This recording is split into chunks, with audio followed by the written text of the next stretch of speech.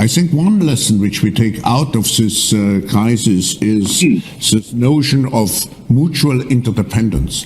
Because even as individuals, we had to take care not to infect someone else and not to be infected. And the same we have to apply now on a global level. As long as not everybody is vaccinated, nobody will be safe. Now the base has been formed, but we have to go one step further. We have to have a strategic mood. We have to construct the world of tomorrow. It's a systemic transformation of the world. So we have to define how the world should look like, which we want to come out of this transformation period. There is now the opinion globalization has failed and we are entering into an era of deglobalization. I think that's wrong.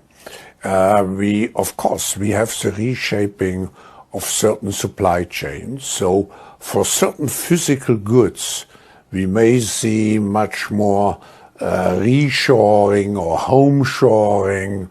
In reality, the world has moved closer together because we are moving from a physical world much more in a digital world. And the digital world by nature is much more globally oriented. I respect China's achievements, which are tremendous over the last over 40 years since the opening up and policy and reform policy came into action.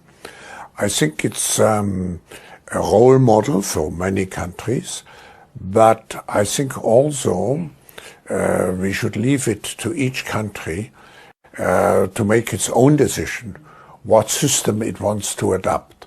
And I think we should be very careful in imposing systems. But the Chinese model is certainly a very attractive model for quite a number of countries. Let's talk about what's going on at the G20. It's like World Economic Forum has invaded the G20. So, you know, the G20 leaders, these are people who are mostly elected, right? They are supposed to be elected. They're supposed to be elected, right, when you go to the G20. Except if you're Bill Gates and Klaus Schwab, some of these other guys. It's specifically an intergovernmental forum. Yeah. And so you are supposed to be an elected leader in order to join. So can I just ask, who the hell elected Klaus Schwab? Of course, if we look at all the challenges, we can speak about the multi-crisis. An economic, a political, a social, an ecological, an institutional crisis. But actually, what we have to confront is a deep, systemic, and structural restructuring of our world. And this will take some time. And the world will look differently after we have gone through this transition process. Well, you heard it from the horse's mouth.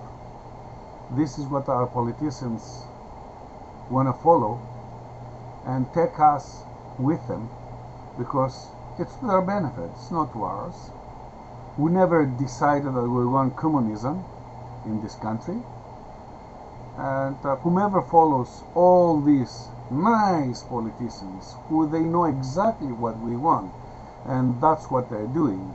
They're immunizing us, they're taking us and locking us up because COVID, or because they just said so.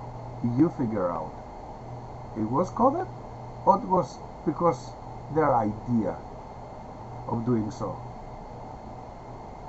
Next time that we're on voting mode, please get out, find those politicians and ask them, what do they think of that?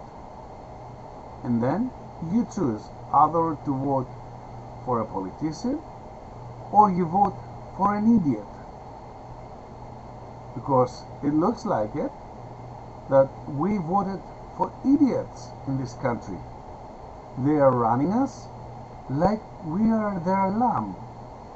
They keep forgetting that they're working for us. We're not working for them. Okay?